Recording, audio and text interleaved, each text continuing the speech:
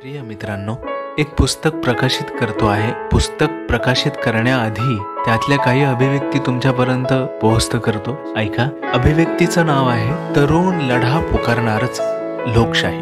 व्यक्ती स्वातंत्र्य, अभिव्यक्ती मूलभूत अधिकाराला बळ देणारी लोकशाही।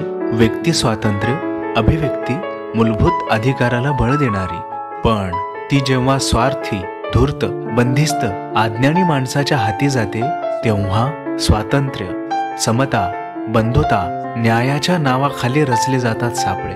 पण ती जेव्हा स्वार्थी, धूर्त, बंदिस्त, अज्ञानी माणसाच्या हाती जाते तेव्हा स्वातंत्र्य, समता, बंधुता, न्यायाच्या नावाखाली रचले जातात सापळे। पेटते राग, द्वेष, हिंसा, वासनेचे रण। पेटते राग, द्वेष, हिंसा, वासनेचे रण।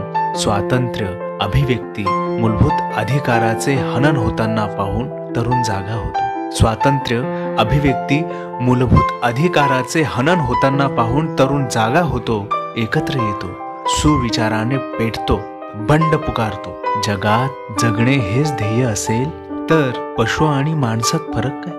जगात जगणे हेच ध्येय असेल तर पशु आणि माणसात फरक काय?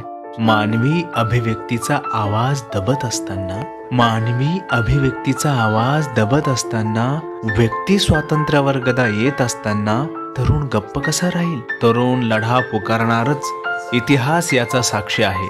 आपल्याला गुलाम करणाऱ्या व्यवस्थेचे बुरुज जमीनदोस्त करणे हे देशातील प्रत्येक युवकाचे कर्तव्य आहे। हिंसेने नाही, सुज्ञानाने, विज्ञानाने, शिक्षणाने, संयमाने, एकतेने, शांतीने। धन्यवाद, काळजी घ्या, भेटूयात पुढील व्हिडिओमध्ये। तोपर्यंत टेक केअर।